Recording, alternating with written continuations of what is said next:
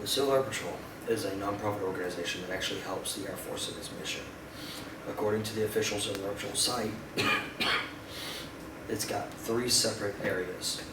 The first one is aerospace education. The second one is cadet programs, and the third one is emergency services. Each of these areas, they work together. For aerospace education, that's for cadets and senior members. The cadets learn about aircraft. They learn about weather patterns.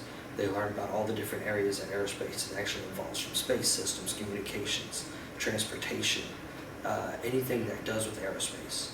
And they learn how it all incorporates into our economy, how it incorporates into our military strength, how it incorporates into our medical systems, and how we can help people around the world. For the senior members, they have to learn all this. They also have to learn how to teach it to the cadets, right? For the aerospace education, this is one of the larger areas that they administer. This helps them in several areas for future benefits, which we'll get to in a minute. The second area of Civil Air Patrol is cadet programs. The cadet programs, it involves the aerospace education, so they teach the cadets. The other thing that they teach the cadets is,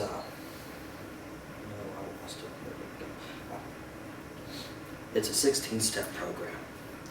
The 16 steps, each one is a rank or an accomplishment, just like in actual military.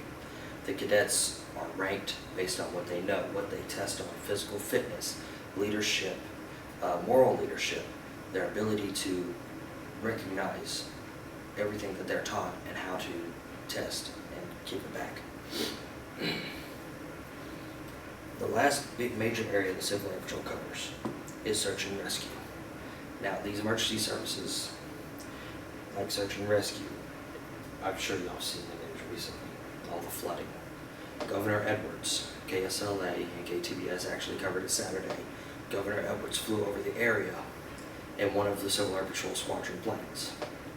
He got a first-hand look at what the flooding did to our people. Without the Civil Air Patrol, he would have had to fly it himself. But we actually helped ferry supplies and all the other stuff. The Civil Air Patrol carries more than just cadets around free flights and how to have fun and stuff like that. They carry doctors' equipment, they carry blood. Anything that can be done to help survivors in disaster areas, the Civil Air Patrol covers. According to the actual website at gocivilairpatrol.com, anywhere between 85% to 90% of all federal aid flights that are on the mainland are done by Civil Air Patrol. On average, yearly, anywhere between 70 and 100 people are saved by the direct actions of the Civil Air Patrol. This does another thing for the cadets. It gives them a new respect for community service. They see how they're able to help. They see how they're able to contribute to their communities, contribute to the nation. It also does one other big thing, and this is another part of the cadet programs. It keeps them off the streets, keeps them away from drugs, keeps them out of gangs. That's actually another thing that it does. The Civil Air Patrol contributes to the war on drugs since 1986, when they realized that a big contributor to the drug war was youth. And they said, okay, well, let's get the cadets in here. Let's keep them off the streets, keep them away from the drugs, teach them how to say no, and teach them how to help their friends. With all 3 of these, the benefits of actually being in the Civil Air Patrol.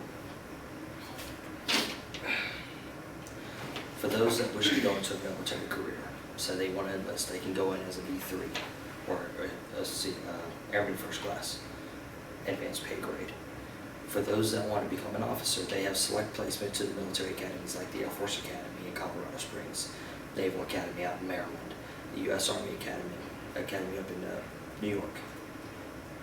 They can get into those academies a lot easier through the Civil Air Patrol program. They can also earn scholarships if they just want to go straight college. Some of the scholarships offered, they got them in engineering, they got them in science, aircraft mechanics, aerospace medicine, meteorology, all these different areas that are taught through the program. They can earn those scholarships and get through college. So if you or your friends say they have children that are anywhere between 12 to 21 years old, they can become a cadet. Anyone over 21 can become a senior member to help guide the youth.